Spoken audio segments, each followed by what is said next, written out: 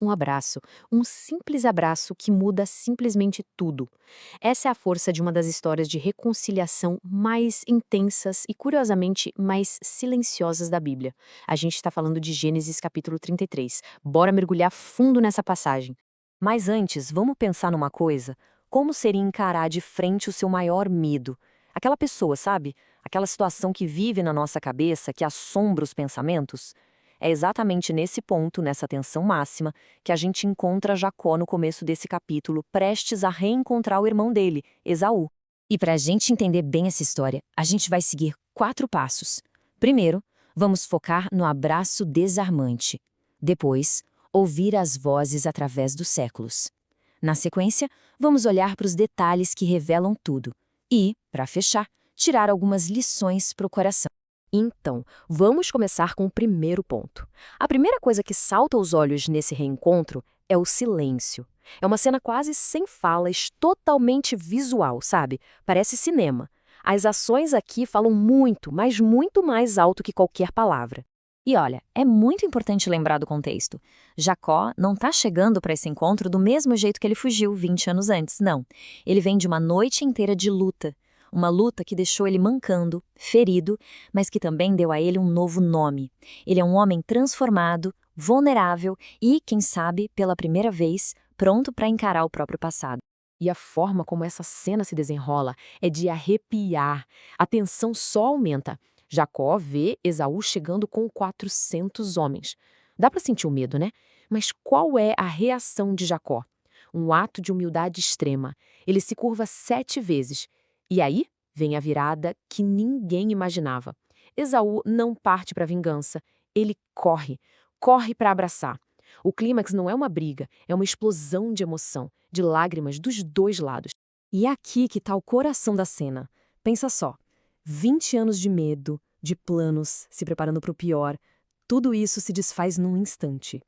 A pessoa que Jacó mais temia no mundo inteiro não acaba com ele, o abraça. A vingança que ele esperava se transforma num perdão que ele nunca sonhou em receber. Isso nos mostra a lição principal do capítulo. É quase como se a gente visse o jeito de Deus agir. A verdadeira mudança não aconteceu ali, no campo, entre os dois irmãos. Aconteceu na noite anterior, dentro de Jacó. Deus primeiro trabalha o coração por dentro, para só depois mudar o mundo por fora. Agora, a gente vai para uma parte muito legal. Vamos ver como essa cena tão cheia de significado ecoou através dos séculos. Grandes pensadores, grandes teólogos olharam para esse encontro e tentaram entender o que ele realmente significa.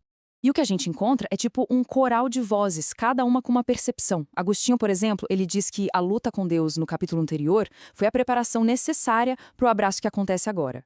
Calvino já diz que as reverências de Jacó não são falsas, não são um teatro, são um sinal de arrependimento de verdade. E Lutero? Lutero aponta para a ironia divina. O medo de um exército inteiro é desfeito pela graça de um simples abraço de irmão. E tem mais gente nessa conversa. Charles Spurgeon, ele enxerga Esaú como um sermão vivo sobre a graça comum, ou seja, a bondade de Deus agindo onde a gente menos espera. Já John Wesley, que era sempre muito prático, nos lembra que reconciliação de verdade não é só uma ideia.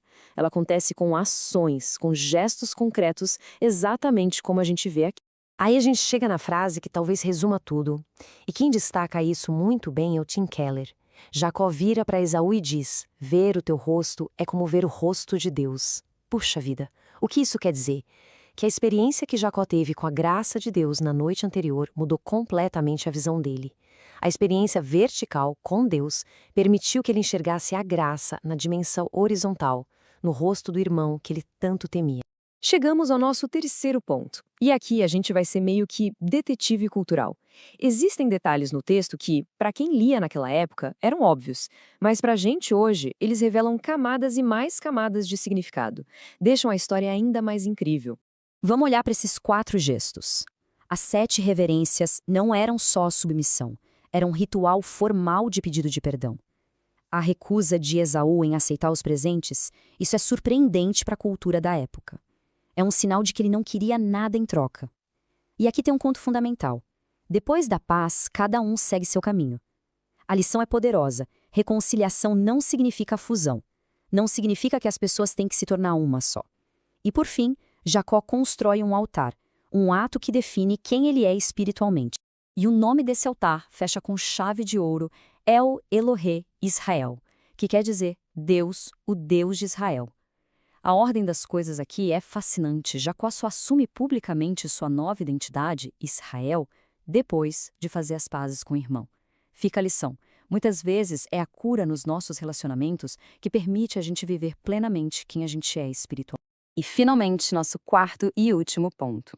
Vamos pegar essa história de milhares de anos e trazer aqui para o nosso coração. O que um corpo que manca e uma alma que foi curada podem ensinar para a gente nas nossas próprias caminhadas? E aqui tem uma lição que pode ser um pouco desconfortável. Jacó passou 20 anos criando uma imagem de Esaú como um monstro vingativo.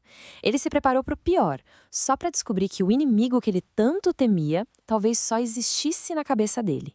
Fica o convite para a gente se perguntar: e se as histórias de medo que a gente constrói sobre os outros já não forem mais verdade? Essa dualidade no estado final de Jacó é muito simbólica. Ele sai dali com o corpo ferido, mancando para sempre. Essa é a marca física do encontro dele com Deus, um lembrete da sua dependência. Mas o coração dele, que antes era refém do medo, agora está curado, está livre. A lição é sutil, mas muito profunda. Deus nem sempre tira a nossa cicatriz, mas ele pode sim tirar o medo que nos paralisa. No final das contas, a lição mais profunda desse capítulo não é espetacular. Não tem fogo do céu, não tem nada disso. O que a gente vê é algo muito mais raro: humildade, perdão, limites saudáveis e a coragem de seguir em frente em paz. Sabe, a maturidade espiritual não grita, ela sussurra. E esse sussurro pode ser o milagre mais profundo de todos.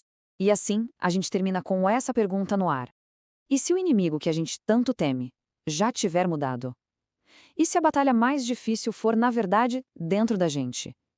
O que aconteceria se, em vez de preparar uma arma, a gente se aproximasse dos nossos medos com a humildade de quem se curva, aberto para a surpreendente possibilidade de um abraço?